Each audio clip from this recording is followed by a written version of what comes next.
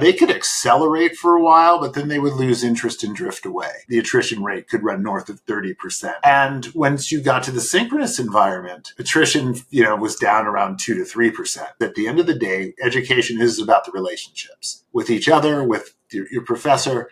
And if you're not forming those, it's not going to be enjoyable. Welcome back to the OpenEd podcast. I have on today Ravaglia and Matt Bowman, who are two incredible thought leaders and educators in this open education space. So today we're going to hear all about Ray's background, all of the things that he has done, amazing things in education. And to kick it off, Ray, can you give us a little bit of insight into how you even got started in education to begin with? Yeah, absolutely. So I went to Stanford University as an undergraduate.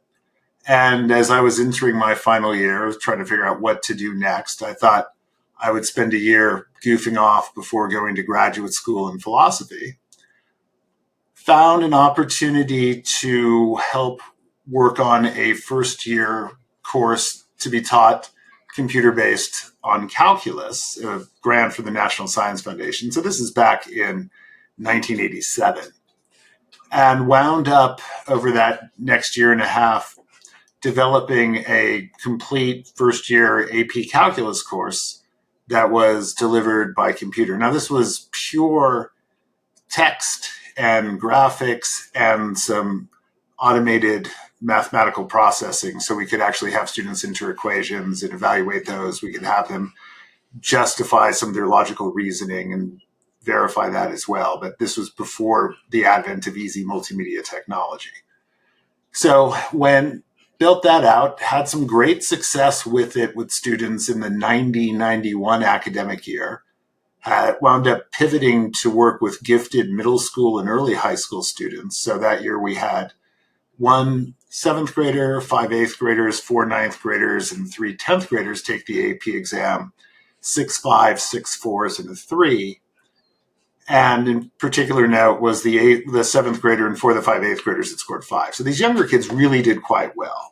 Went to the National Science Foundation and said, hey, look, this seems to really work. Why don't we scale up? And they were, no, thank you. This was proof of concept. We're not interested. So at that point, we did this strange thing in a university context, which was to reinvent ourselves as a business inside the university with the idea that the intended beneficiaries of this research, i.e. the students, we'd go direct to them on a tuition-based model. And so we created a thing called Education Program for Gifted Youth, quickly built out courses in mathematics from algebra up through the calculus so that we could go out and build our own supply line of students needing calculus, and then ultimately wound up pushing that down to kindergarten level mathematics and building it up through the undergraduate degree. So by 95 or so, we were offering a full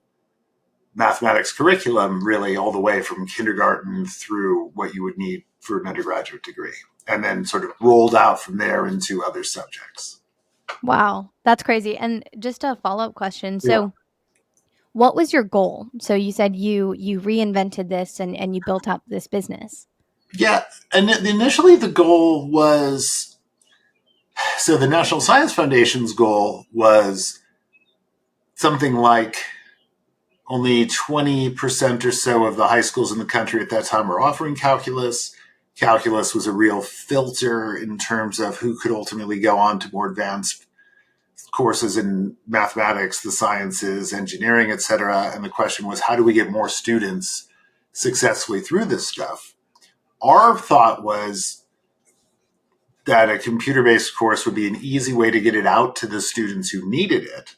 But when we looked at the high schools that were a convenient drive from Stanford, even though 80% of the high schools in the country didn't have calculus, most of those near us did. And that's what led us to pivot to gifted middle school students, because there isn't any middle schools out there that are offering calculus on a routine basis. So at that point, our goal really shifted to how do we meet students where they are in terms of what they need to learn, and then make it possible for them to learn it no matter where they are, and to move through the material as quickly as their natural ability would let them, so that in some sense, get rid of the age restriction on when you can take a course, get rid of the place restriction on who can have access to it, and really just make it work. And at that point, the question was, how can we do this effectively? So I think we probably had the first online advanced placement course that anybody was offering, because that was the 89, the 88, 89 academic year that we first started doing this.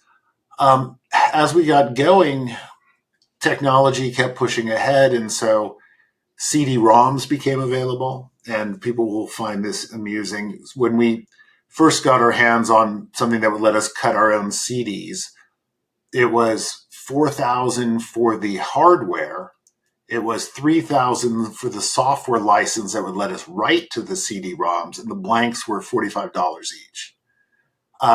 But we did that and started doing multimedia, and we started doing lectures that would involve digitizing handwriting and capturing the audio, something that when Khan Academy came around 3 or 4 years later, we had been doing this for a long while. Now, the other thing that we were doing, we realized that the time it takes to actually record stuff and produce it and push it out there, that's expensive, it's time intensive. So we started looking at, could we do this in real time? Could we do something with shared whiteboards and video conferencing, but without video, because nobody had video at that point. And so we wound up with a system whereby students would make 2 connections to us. One would be they would dial in on a modem to a system we had that would let 8 people connect concurrently and share a screen. And then they would dial in a voice call into a PBX phone conference bridge so we could do the audio conferencing part. So we could do, AV, and this was back in 92, 93 that we were doing this, and that was quite effective. And so we've just been itching from that point forward for how do we stay using the technology to make possible the kind of education that people want, so that, again, when you need something, you can get it, and you don't have to worry about how old your kid is or where you're living, that it's just available. And so that was the problem we were trying to solve at that point. Hey, let me chime in there, Ray. Super cool story. I love that. Interestingly enough, in 94, I started teaching middle school. And so I totally understand what you're talking about. And then in 96, I got a grant to bring the internet into my classroom. I was teaching up in Washington State. Oh, wow. I'm sure it was probably Microsoft backed grant or something, but super interesting to hear kind of your legacy story around, late 80s, early 90s. And then I came right after that. And so anyway, kudos for being a pioneer in that space. That's way cool. Thank you. That's so fascinating. So Ray, back to this whole, this is the 90s, right? Was this like a wild thing? Were people like looking at you and saying, what are you doing? This is weird. Absolutely. I mean, my joke was that at that point, it would take about 5 minutes to explain what it was we were doing. If somebody says, Ray, what are you doing now? You're graduated from Stanford, you're in grad school, you're working on this project. What is it? And then, you'd sort of have to set the stage and really explain it. I mean, these days you'd say something like online learning and they'd get it.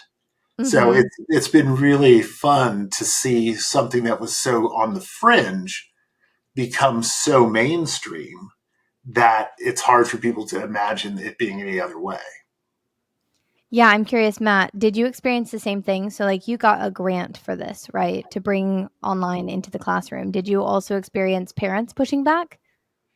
Not so much parents, just other teachers. It was super interesting that when they announced it, teachers were complaining that grant was even available and, saying we shouldn't do that. We shouldn't bring, this weird thing online into the classroom. And I jumped at the chance and I just loved it. And so, yeah, there's always skeptics, but I think parents loved it because we started seeing the student engagement kind of go off the charts. Because, when they would do a project before, they would, their friend would see it, their mom would see it, and I would see it. And so they kind of said, it's good enough for who it's for, right? Whereas if we had a sister school in Germany and it was like, swap your projects, they would spend hours on it, getting it better and right. because someone out there would see it instead of just their mom and teacher. So I just loved having that ability to see the engagement that another audience added to that mix created. So, but yeah, the general sense was, let's keep technology out of the classroom. And still there's some threads there. I remember to the CDs, we were given all these CDs on Sim City and Sim Roller Coaster and all these Sim Tower, and kids just loved it. And I loved it. It was the most engagement on economics. I was teaching social studies and language arts. These kids were just absolutely engaged in, Sim City, trying to create a city that's effective and, works well for everybody. Like, it was really fun. I mean, what I love about that too is just the moment that, anything that pulls them in so that it captures, the mind share so that they're thinking about it. And it doesn't really matter so much what it is, because ultimately it's the productive time thinking that is going to lead to get them better at thinking and is going to produce the skill acquisition, even if they're not learning any new facts about anything. They're going to get I agree 100%. And, I joke, the memories I have of teaching sixth grade, the parents would say, this 11 and 12-year-old kid, I have no idea what's going on in their mind or body. It's twitching, it's moving, it's, they're awkward. And they're like, if you can get anything in that head, like, good luck to you, right? And I fell in love with that 10 to 14-year-old age group. And really did a lot of research around that. My master's degree was focused on that forgotten child. Yeah. That we sometimes, they're too old for elementary, but they're really too young for a 7-period day, 1,000 kids switch every 40 minutes. And so really this idea of that sixth grade is like the epitome of just help them enjoy learning stuff. Right. Don't worry about the facts and the figures and the whatever. It's just like, let them experience the joy of discovery, of aha moments, and then they'll want to share it. And it's so fun to see that age group. So I just fell in love with teaching that age group. And it's cool that you started servicing that group, Ray. Absolutely. Well, I mean, what I find so interesting in listening to your story is, and this is what I found, because we made this move in the, as the 90s rolled on into the 2000s, where we realized that when we started, everything was about individualized, self-paced, anytime, anywhere. And the thought was, just set people down, let them go through the material. They're going to learn the stuff. And what we found is that, they could accelerate for a while, but then they would lose interest and drift away. But that if we could connect them with other students, that's what would keep them engaged for years. And you want to be able to say, dude, check this out. I mean, when you've learned something new, when you find something cool, if you create something you want to show off, you need to have that interaction. And if it's missing, it's just, it's ultimately not going to be compelling. Well, I'll just insert there too, into the early 2000s, the big complaint about online education was that students aren't finishing. Right. There was always, they had this big start ramp. And to your point, they engage and then they just stop. Yeah. And I didn't view that as a failure of the function. I viewed it as the learner got what they wanted. Yeah. Right. And stopped. And so it's not like our whole goal is always to finish and get a credit or finish and get the check mark or certificate of the class. It's like, go as far as your brain is interested in learning that and move on when you're done. Absolutely. Well, I mean, it's funny because if you were saying the same thing about, kids go to the library and they pick these books up and they read a few pages and then they put them back on the shelves. Right. Why do we, again, it's just the expectation of how a thing is being used is really going to set up the test for whether or not it's successful in its use. I mean, one of the things that I found, and sort of this is slightly tangent, but looking at satisfaction, and it wasn't just the student satisfaction, it was the instructor satisfaction. We found that When we were doing things that were purely sort of individualized, self-paced, where there was a big defined curriculum that students were working through asynchronously, we found our instructors would do everything they could to optimize and make it efficient, and they'd build up stacks of answers to common questions, and they could whittle their job down to something that could be done in 3 hours a day. And then they would quit. And because at the end of the day, when you're just a tool of the machine, it's not enjoyable. You don't go into teaching to do that. Right. When we went to synchronous classes where the instructors actually had to teach and they had to meet with the students live in video, they'd complain about how much work it was. They'd talk about how inconvenient it could be to have to do this stuff at a set time every day. They'd never quit that. They would be there year in and year out, and they really enjoyed it. And they'd make these great relationships with their students. And on the same way, the students, the attrition rates for an individualized self-paced course, even kids who are gifted and really good at it, the attrition rate could run north of 30%. And once you got to the synchronous environment, attrition, was down around 2 to 3%, because again, the relationships they would build. And if somebody stops coming to class, their friends would hunt them down and ask what's up. If it's an asynchronous class and you stop engaging, people often don't notice until the end of term. And so this was just, and I think that's the thing that people forget when they're looking at education technology, is at the end of the day, education is about the relationships with each other, with your professor. And if you're not forming those, it's not going to be enjoyable. And the technology has to enable, it can't interfere with. Interesting. Can you speak to that from a level of, okay, you've done online education, you were a big proponent of technology, and now you've realized that technology has a purpose. You are still a big proponent of technology, but now you've realized that relationships are core. Like, what is the role of each, and how does that interplay? Yeah, absolutely. So, 2005 is when I created the Stanford Online High School. And one of the things that we did at that moment was decide we were going to conduct this with synchronous classes. The kids were going to have to come together in real time to meet.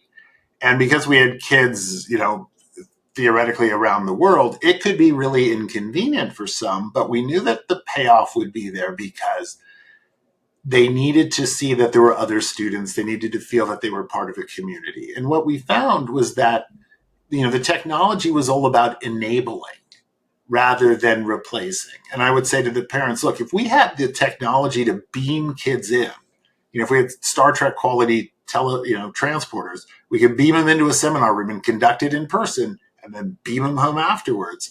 We would do that. We don't, but what we have is the video conferencing that can approximate that. The other thing that we would find with the technology is, it was easy to think, when you're thinking of a school, it's easy to imagine someone saying, this school is great, the other kids are so interesting, the teachers are so engaging, the technology, it crashes every once in a while, but I love this place.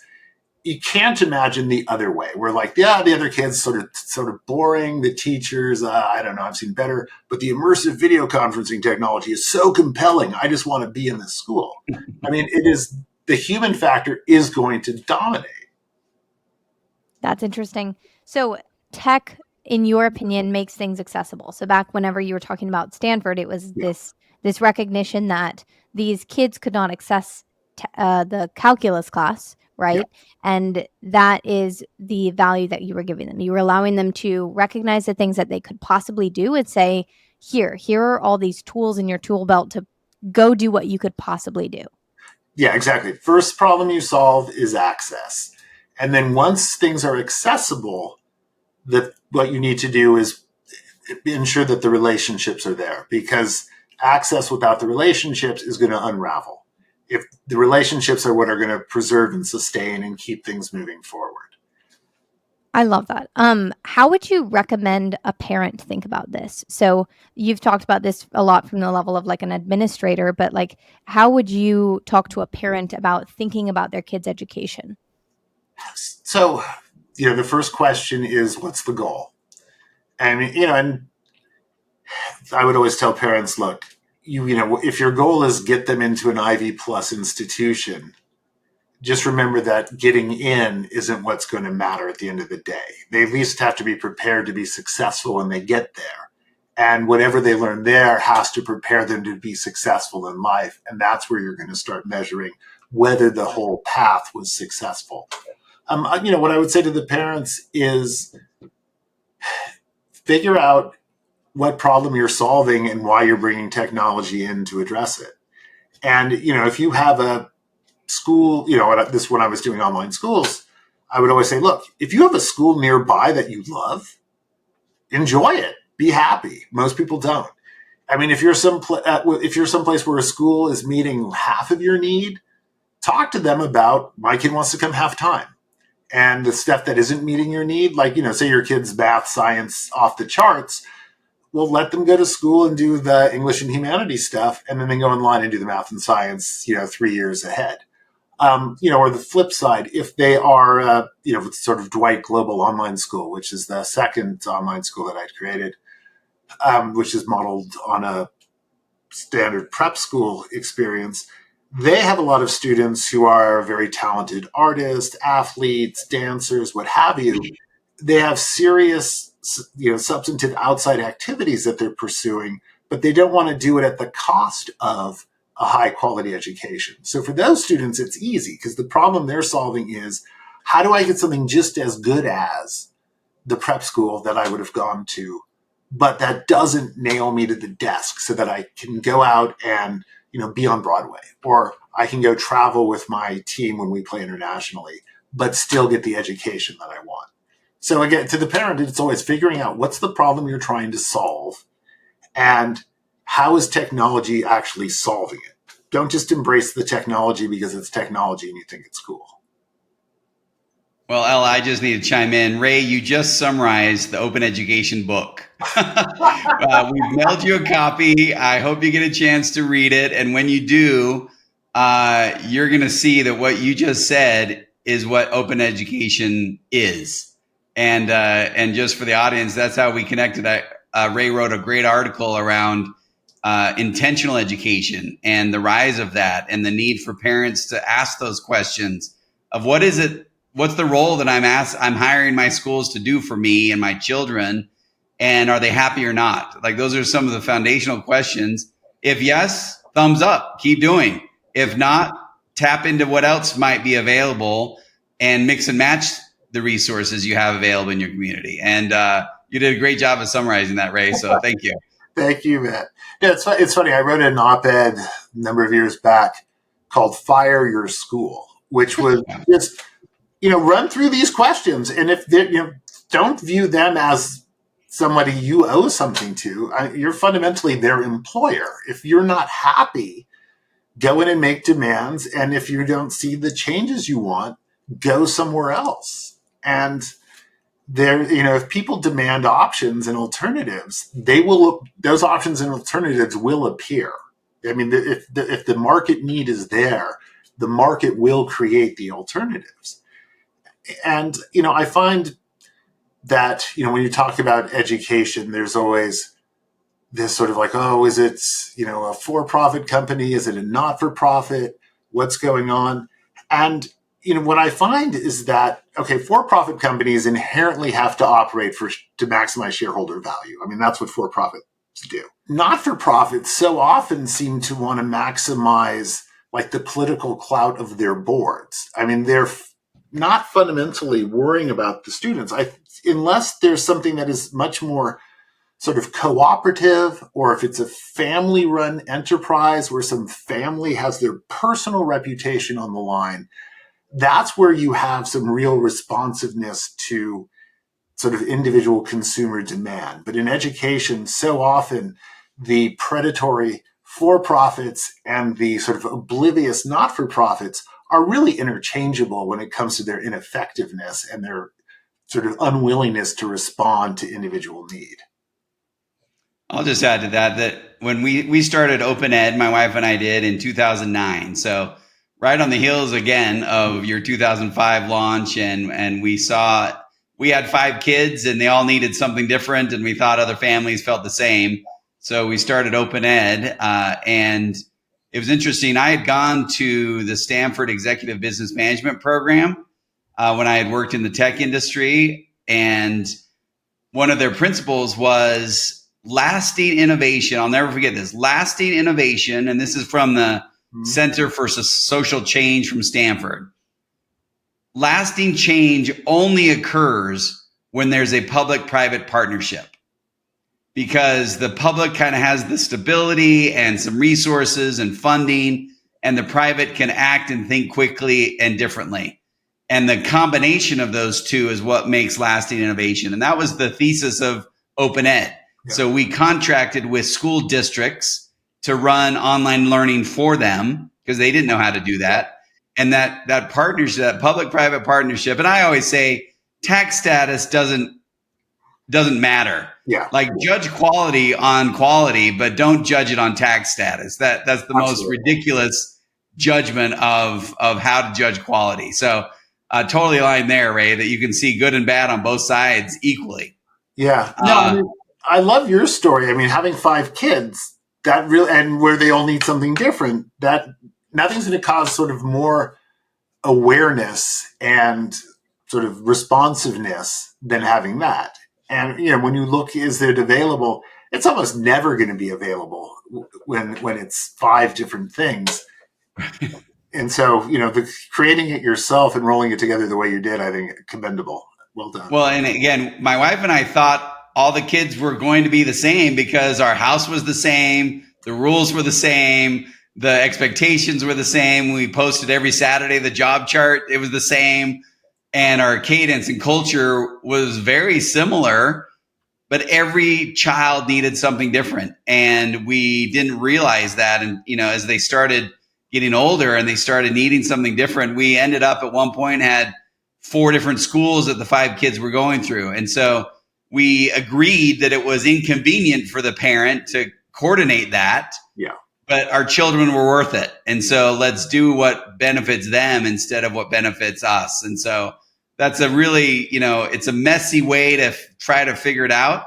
And we say that over and over again in the book, that there's no simple, easy roadmap.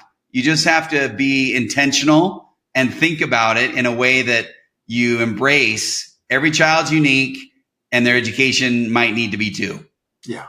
Yeah, and that's very well said. And I think, too, that's what I found when doing that piece on intentional education, though, had I seen your book ahead of time, then we may have had to call it open education. But nice. You're free to use the term open education. Okay, I'll may take you up on that. But what I found that was interesting there is sort of the recognition that, the learning needs can be very individual, but they need to have interaction with each other. And that when you have kids together, figure out what the right way of doing things with them together is. And that's probably not all sitting at a desk listening to someone talk. I mean, that's just not the best use of having people in the same space. That's fascinating. Can you elaborate on that? So that I understand you correctly, you said there are going to be apparent differences between kids. You're going to do different things with them, but for the things that you do together, make sure they're the right things. Yeah, I mean, so if I'm looking at, so say I am working with students in middle school age, late elementary school age, even high school, and I've decided, okay, we're going to break up and we're going to be we're doing literature. We're going to read novels. We're going to talk about them. Better rather than sort of pulling together everybody who is 14 and making them read the same novel. I mean, let us look at sort of current levels of fluency and ability, and sort of if you're the 5th child in a family of 5, you probably have a pretty different sense of the world than if you're the first child in a family of 3, say. So assemble groups that make sense for the novel you're reading and do that. Everybody could read their own novel individually, but part of the joy and part of the value of that sort of activity is discussing it with each other. So you don't want to do that as a separate activity.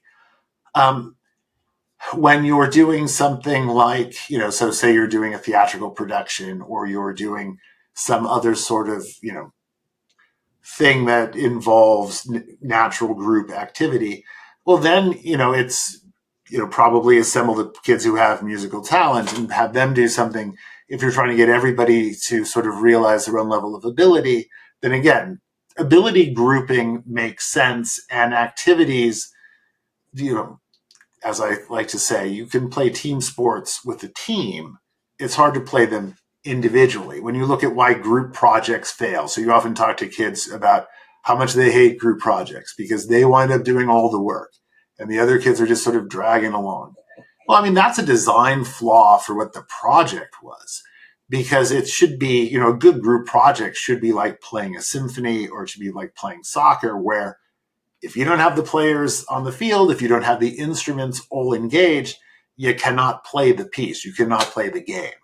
If doing something that is capable of having one person do all the work is just bad design.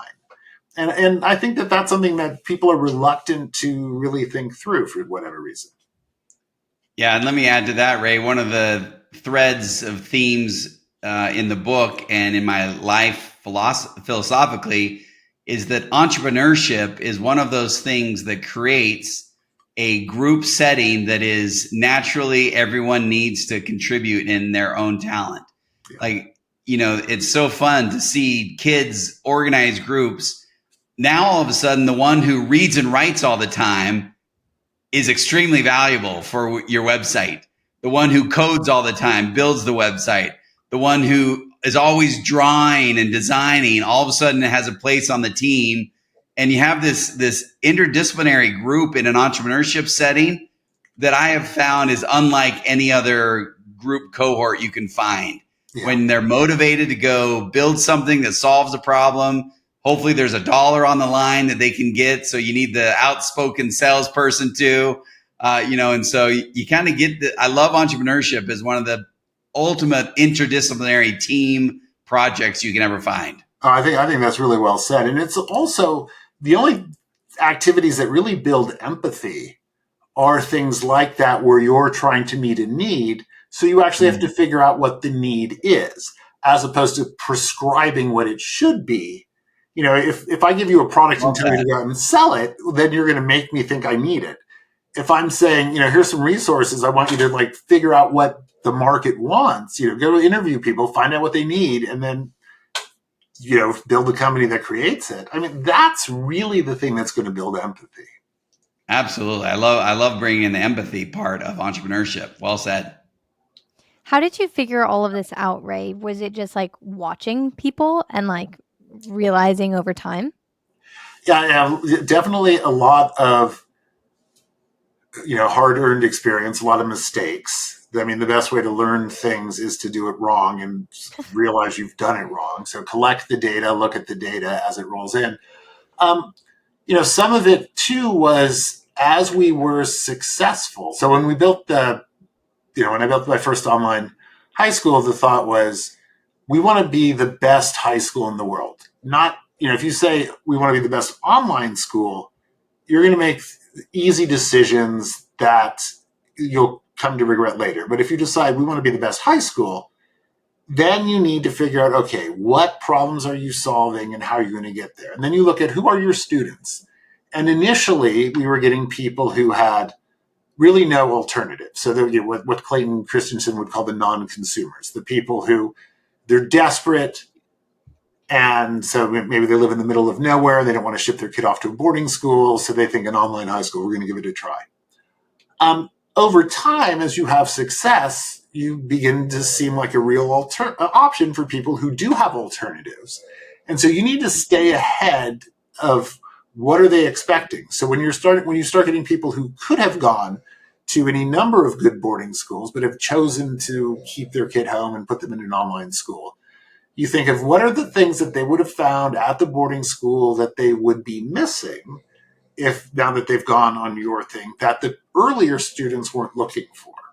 And that's what, leads you to do things like having a director of student life, or, something that you might not have had when you first stand up a school. But as you become more mature, you realize people are going to be looking for that. Or initially, counseling support might just be one person who helps you do everything. Over time, you need to start specializing in the college admissions, strategizing counselors and academic planning things and so on and so forth. So a lot of it is just, trial and error, making mistakes. A lot of it is listening to people and anticipating what the customer needs are and racing ahead to make sure that you're meeting them before they're asking you why they're not there. That's fascinating. So how would you categorize those non-consumers back in the 90s? They were the people that I'll give you couldn't some find anything? the very first kid I admitted to the Stanford online high school was, it was a 12-year-old, 13-year-old, young, but, the parents were desperate. They were running a successful medical practice in Arizona, but they were going to shut up shop and move to Washington State to put him in the Robinson School at the University of Washington. And then they found this and thought, this could be the solution. This could let us stay where we are in our lives and not have to disrupt the other children to meet our son's need. And they did, and it worked. So, that was one. Earlier had a student whose mother was running a medical practice, this is in the far west part of Idaho, running a medical practice out of that home, and dad was a blacksmith. And, the son was off the charts gifted in mathematics. I think he went on to Harvard. But for high school, he loved all of the freedom that living out in sort of the frontier gave him. But the parents felt they were really shortchanging him because they could not meet his educational needs with the options that were available. And again, we were the solution that let that happen. And so it's those are the people who start off as the non-consumers, where it's just, it's an existential problem that they're solving.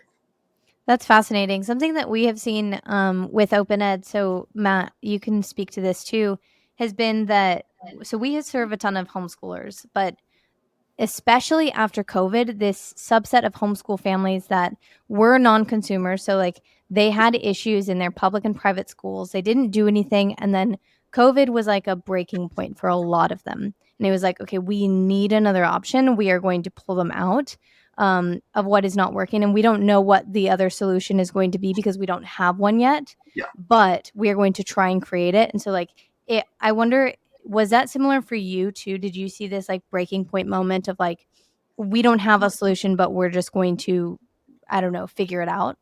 Yeah, I think that they throw themselves to you out of desperation, hoping you can catch them, because they know if they stay where they are, they're going to fall. And, or it's like you pulling them out of the river. I mean, I've had a parent once talked about, this is like standing on the shore and you're pulling someone out of the river. What you need to figure out is, how do you catch them before they fall into the river? And, so it's that kind of thing. But, definitely, I think it's also that when you talk to families that have homeschooled, I mean, those are always my favorite families to work with, because they have long ago given up on the idea that someone's going to solve their problems. They want to be an active participant in finding a solution. They will grudgingly give their child over to you once they have faith that you're going to do at least as good a job. And oftentimes you see that once the students start needing more advanced mathematics or something beyond the scope where the parent feels comfortable to teach. But they've sort of made the realization that you cannot just stay with the status quo. The hardest thing are the people who, we had a student who, she was going to a very good school in the general Silicon Valley area, doing quite well in it, and she desperately wanted to come join an online school because, as she explained to her parents, she was spending more than an hour a day getting dressed. And she doesn't want to have to do that anymore. The social climate at her school was really debilitating. And, that's not something the parents would necessarily have noticed. They were busy people. But she had eventually realized this was a problem. They realized this was a problem. And so they thought, okay, this is going to be a solution. It's always that. And there's so much delight when you can help people solve these problems that just clearly make their lives better. That's what I've always said to parents too with educations. There are enough people giving children bad education experiences. We want to make sure that we're giving them good education experiences. If it's not working, tell us. And, in general, I always tell, anybody who's working for me as a teacher that, the kids are infinitely capable. If they are successful, that's what we expect. In some sense, credit the parents, credit the, something, but, really own the failures, because that's the thing that you have the most control over, is intervene and make sure that they're not failing. Don't you? That's cool. I want to go back to the girl example you shared. One of the chapters in our book is give the child a voice in their education decisions. Yeah. And it seems sometimes that's a hurdle for some parents, that they feel. And again, we're not saying just let a 5-year-old do whatever they want. Like, we have our OpenEd logo is an O, but it's brackets instead of the closed O. Okay. Because it's like there's some framework there. Adults, have a role, but give your child a voice. Listen to them. See what they're saying about their education journey. And then another chapter that I think you'll like is put your children ahead of your reputation, parents. That's another stumbling block, is that the parents want to be able to just talk about their reputation instead of listening to their child's needs. Absolutely. Especially when you look at people who are forcing their kids to apply to and strive for Ivy Plus institutions, when the kids oftentimes don't want to be there. They want to actually, especially if they know what they're interested in, or if there's someone who wants to go someplace smaller and more intimate, where the faculty are there to help develop their abilities rather than to do their own research and look at them as grudging taxes on their time. It's, the parents need to calm down. And especially too, there's a sense of failure. Like, if your child has been producing phenomenally high SAT scores, and then they decide not to go to some place that demands phenomenally high SAT scores, you feel, you've set yourself up. So now you act disappointed. And again, best fit, people. Look for the best fit. I love that. Well said, Ray. Yeah, that voice needs to be amplified. Ella, that's exactly what we believe. Yeah. No, I agree. Ray, I'm curious of your take, and especially Matt's take. So Matt has this concept called an education designer, right? And he believes that parents are education designers. Like, you get to design the education of your child. You were talking about how parents have responsibility, and especially homeschool parents see their responsibility on this really large scale. They have taken ownership of this title. I'm an education designer. I'm going to make sure that whatever it is that I put in front of my kid, it is the best thing possible. I'm paying attention to this. How do you help other parents become that? Because I would say that is one of the harder things, when I just have conversations about education in the world. Most people outsource their education, their kids' education entirely. Yeah, so I sort of come at it backwards. What I would say to people is, look, when you have legal problems, you talk to a lawyer. You have medical problems, you see a doctor. For your education portfolio, your children's education choices, either really go out and find somebody who is, a professional at that level of doctor and lawyer, and not someone who works for your school, because your school is managing a portfolio of which your child is just one piece. And if everybody else gets into Harvard and your child fails, they'll be happy. So you have, what you're interested in is different than what your school is interested in. Understand that. So either you need to educate yourself in how to manage your own education portfolio, and there are resources out there to help you do it, or you need to find someone who is your private educational expert who you can turn to and who can work with you to manage the portfolio. But if you just sit there and passively let your child go through the school system, there is no reason to think that they're going to try to maximize his or her success. Oh, that's powerful, Ray. And I think that's where you cited some of that in your intentional education article, which is, and I was going to add to Ella's comment on education designer, the role of parents like it or not, right? Like it or not, you need to think about what's your education design strategy. Yeah. Again, to your point, Ray, if you want to do it yourself, great. If you want to find help, great. But even since COVID, and now, I want to spend just a minute on this, get your take on AI. AI is our next big driver of people coming to our program. And the reason is it's unsettling to see what the future looks like in a standardized roadmap of schooling. It's leading to something that can be very easily replaced. So now parents are saying, whether I like it or not, I've got to become an education designer or figure out how to do that, because the traditional path I can't default to anymore. What's your take on the insecurity that AI is creating for parents looking in the future?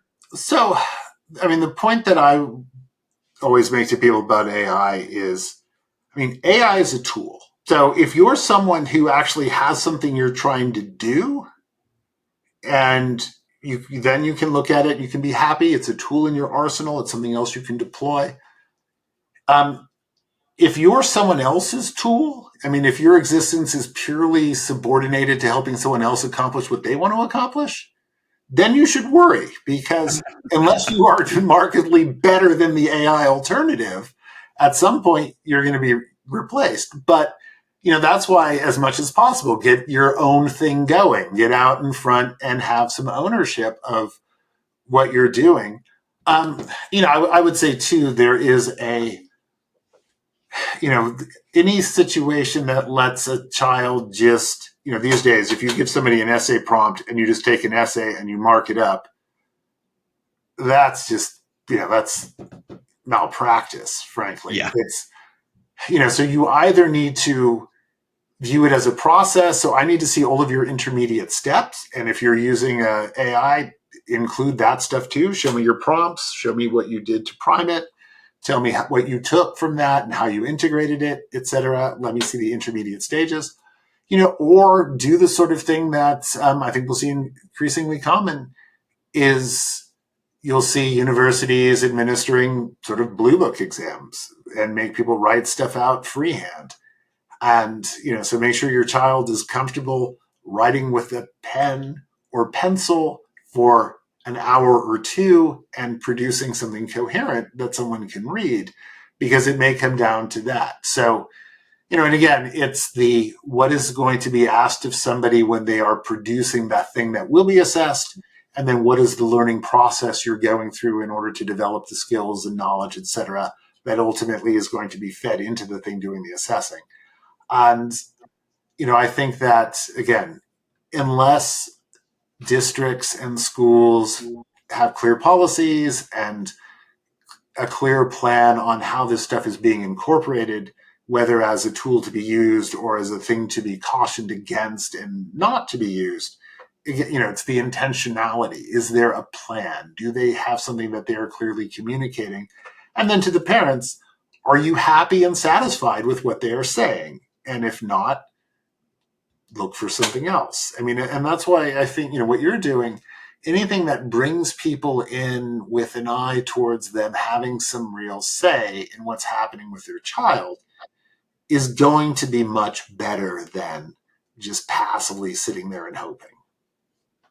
Oh, I love that. That's we cite a quote in our book that says, a middle schooler told her teacher, "If you ask me something that AI can do, you shouldn't have asked it."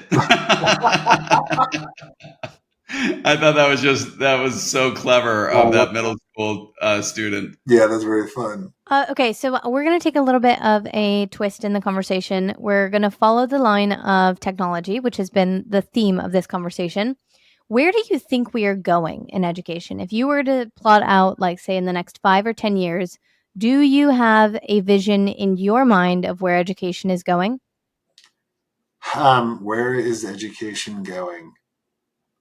So, this is always the challenge of, what are we educating people towards doing? I think that one of the things that will happen with the rise of AI is going to be a return to the value of non-digital skills. I think there'll be more things like woodshop. I can imagine there being more appreciation for actually teaching people how to do stuff. I would imagine too that there will be, it's going to be more attention to the process rather than the product. And this is where I think that, AI, and in particular sort of machine intelligence and observation, has the real potential to have an impact. If you think about sort of ideal education is always going to be one-on-one tutoring. And if I'm tutoring you to do something, I don't need to make you take a test at the end of it. I know if you know how to do it. I can just watch you. And the problem is once I get a classroom full of people, there's no way I can watch everybody learning. And so at that point, I have to shift from paying attention to the process to sort of assessing the product using statistical sampling, which is essentially what the examinations are. If we can get to a point where the cameras can reliably watch people in the learning process, we will have so much more information about what's going on. And we can intervene at that optimal moment where you need to let people make mistakes, but you don't want them to make too many mistakes so that it's reinforcing the confusion. You want to sort of give them the opportunity to catch it themselves and correct it. And then at some point, if they haven't, you want to intervene. And then sort of what do they do next? Well, depending on the type of mistake it was, you either take them back to some more constituent activity that they can go through to build up whatever thing fell apart, or maybe it's sort of a shift.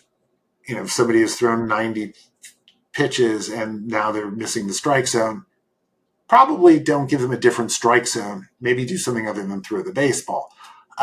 So just context shift, do other things so that you're productive in their use of time. I think, too, what we'll see with education is if we get more efficient in keeping people close to sort of the zone of proximal development when they're working, so they're at that sweet spot. It's not that we're going to get 6 hours of sustained sweet spot concentration. People aren't capable of that.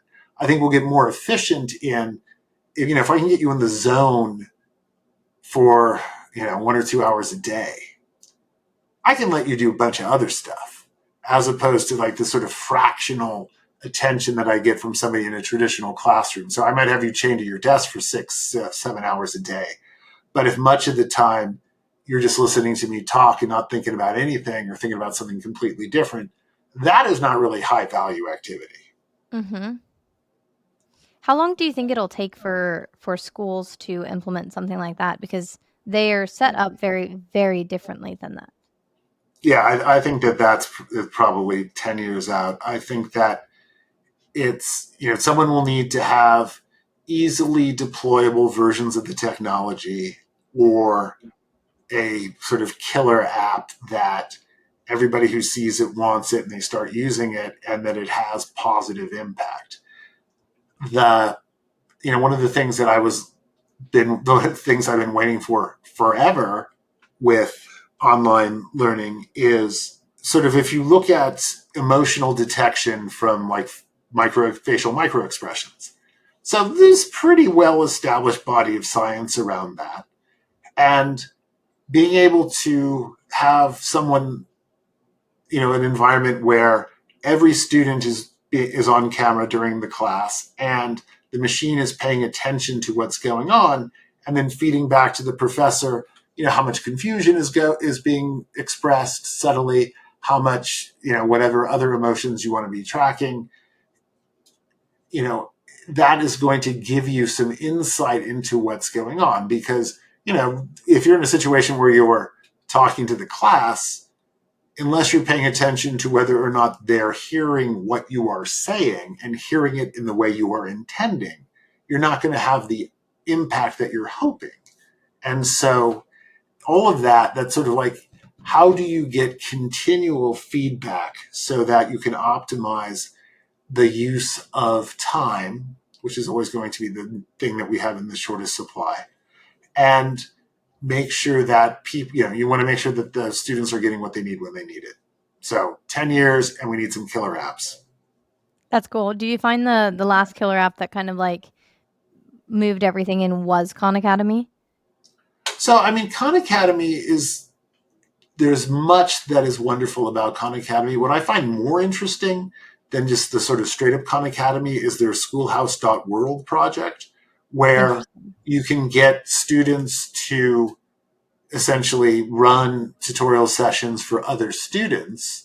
And, so here's the thing. Khan Academy, if you think about time people spend just working in the general Khan Academy, you develop a lot of information about that student's capabilities. And so the ones who are doing really well, why not invite them to then work with other students? And now you pay attention to what's happening there. And if they're doing a good job with that, well, that's a very strong signal for their capability, because not only do they know the stuff, but they are good at engendering that knowledge in someone else. And at that point, why ever make that person take an SAT or any sort of standardized test? Because you have more data already from Khan Academy environment. And that's what I really, sort of like the killer app for Khan Academy is if they get to the point where they really let the students reveal as much about themselves as the machine has learned. And this is the other thing too. I can pay someone to go sit an SAT for me. That's just like buying 4 hours of someone's time. I'm not advocating that people do this, but it's frauds that don't take a lot of time are pretty easy to perpetrate. If I have to produce 40 or 50 hours of sustained work in an environment, that's a lot harder to fraudulently deliver, and almost impossible if you have sort of good technology. And so I think that at some point we will move away from things like standardized examinations just because there's so much inherent problem with whether or not they're accurate samples and really reflect student knowledge, to more sort of pervasive, sustained measures. It's like somebody who has white coat hypertension. So they go into the doctor's office and their blood pressure's off the charts, but if you put a continual blood pressure monitor on them, they're totally fine. What is it that you want? You want to make them sit the SAT, or do you want the continual monitor? I mean, for the sort of knowledge of students. No, that's great, Ray. And as we wrap up here, I want to do a plug for Conmigo that Saul created on the AI side. Describe some of what you were saying around knowing where to intervene, where to not. I think he's doing a great job on that because of so much data that he has to draw from. So. Yeah, absolutely. And, I think that as that starts getting deployed more aggressively into schools, there's a lot of potential there. The real question is going to be, how do you do it in a way that bolsters the relationships with students and teachers and that doesn't subvert them? This has been an incredible episode. Thank you so much, Ray, for coming on the podcast. Thank you so much, Matt, for being a co-host and also a collaborator on this episode. This, I hope, is not the first and only time that you will see Ray. Hopefully we can do a couple more things with him. But thank you so much for coming on the episode today. Matt and Ella, absolutely my pleasure. Thank you for having me. Anytime, happy to come back. Thanks, Ray.